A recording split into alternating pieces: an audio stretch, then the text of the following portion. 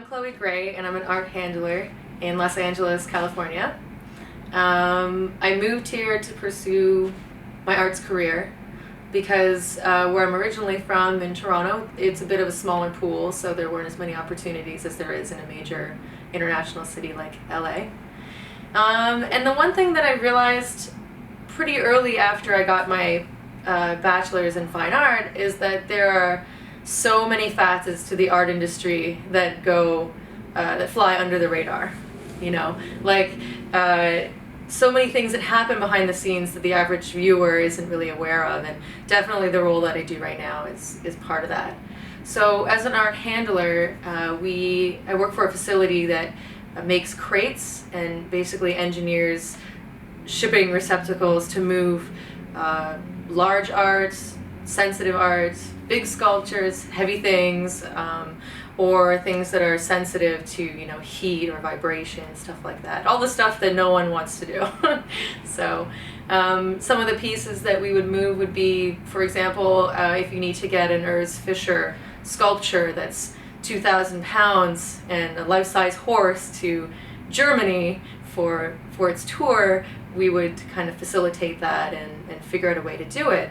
So it encompasses supporting the artwork and protecting the artwork and on a certain level conserving the artwork, as well as complying with all sorts of other logistics like the cargo carrier and what requirements they might have in their policies for shipping weight or size, stuff like that you have to consider when you're moving things around.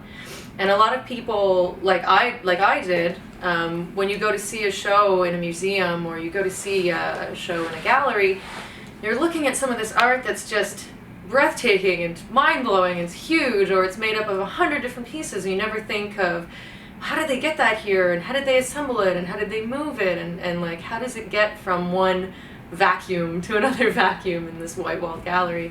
And that's kind of what I do. When I was younger, I grew up in a home, I was really fortunate to have parents that collected artwork, made me exposed to artwork, and showed me a lot of different styles. So I grew up around a lot of different pieces, and although my parents, were certainly not wealthy, they did travel when they could, and instead of buying a big screen TV or instead of buying a nice car, they would save their pennies and scrape to just get this one art piece that they fell in love with. And I think that kind of transferred to me as a young kid. I saw value in what's hung on the walls, in the home, and the kind of culture and history that comes along with that, and the messages that you share, visual messages that you share. And as my mom always said, God, there's nothing sadder than a really big house with really empty walls, So I think we grew up pretty modestly, and I got into, drawing and painting and stuff really young, and I knew going into college that there isn't going to be a big shiny job at the end of the tunnel necessarily when you go to art school. If you go for business or accounting or something, there are companies will come and pluck you from your graduating class and you'll get a job placement. Art school is not like that. There's no guarantees, but I knew it was somewhere I needed to go to be with like-minded people and network and discover things like about myself through making art, which was important to me. So I'm happy that I'm able to work in the industry that I went to school for, and it's 100% worth it to me to have pursued art. I am an artist. I have my major in printmaking, so screen printing, lithography, etching, letterpress, that kind of stuff. So works on paper are totally exciting for me, and it's very nerdy. But most of the pieces that we work on aren't necessarily works on paper. Because we're such a big facility, and because we handle some of the top accounts in the United States and on the West Coast for sure, we tend to get a lot of the things that no other facilities want to deal with.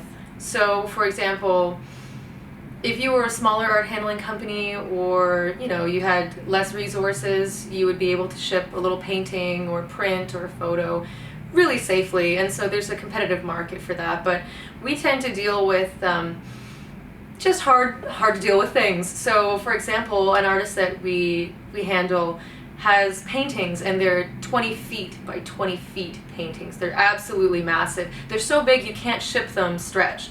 So every single time it's shown, we have to remove it from the stretcher bar, roll it create a receptacle to move it in for the roll, and then disassemble the whole framework and reassemble it on the other side. So a lot of these artists or these galleries will have us fly to a different location and basically receive the package and reconstruct it.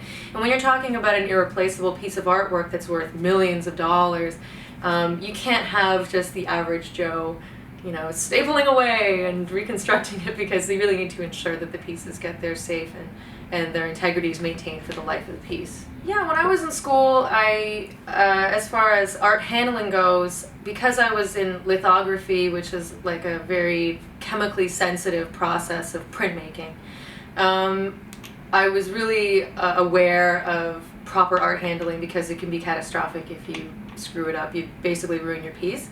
So from early on, I think I had an inclination to get into art handling, or to be kind of meticulous in the way that I handle work. And then I was a custom art framer, where I saw a great variety of pieces that were in all sorts of different states of disrepair or refine. And I really found that I really enjoyed preserving the artwork, caring for it, making sure that it's packed properly. And I have this big value I place on artwork. Even if I don't personally like the style or the medium, or it's not for me, I really, really feel like every piece that's made is treasured by somebody, and so it needs to be stored properly and preserved so that it can bring joy to future generations. And that's I fell into it at the framing shop, and I found that this is like where I want to be. This is the industry I want to be in. I want to make sure that these pieces don't crack or break, or don't arrive in 100 little pieces, because it's really important that their message gets shared with people globally, and that they last to the extent of what's possible humanly. So I like being part of that system that brings the art to you, and so you can enjoy it too. Obviously our facility is very low profile. We don't need to advertise our service to most people, because we have some pretty big high-profile clients, museums internationally, private collectors that use us. And part of this industry and the protection of this industry is also being discreet. Secondly, obviously our warehouse facility is alarmed and climate controlled and has all sorts of security features. And also we have a fleet of trucks that we do kind of smaller local deliveries for, and they're all alarmed and outfitted with multiple layers of security. So the part that makes it the most secure is just the process of handling the artwork.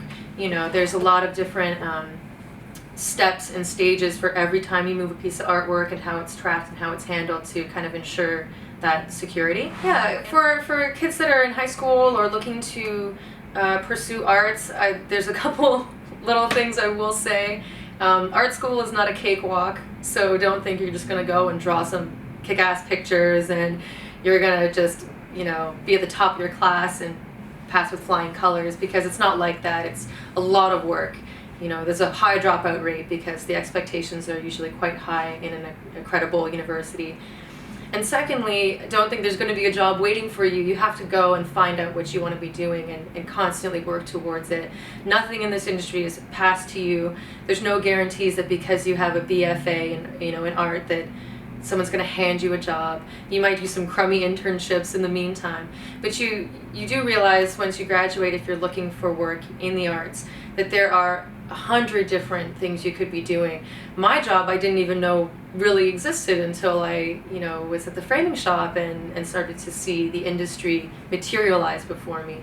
So don't think that if you make art and you're not a top art star that there's no future for you in the arts. There certainly is, and you can be around the things that you love and contributing to the things you're passionate about in the industry with an arts degree.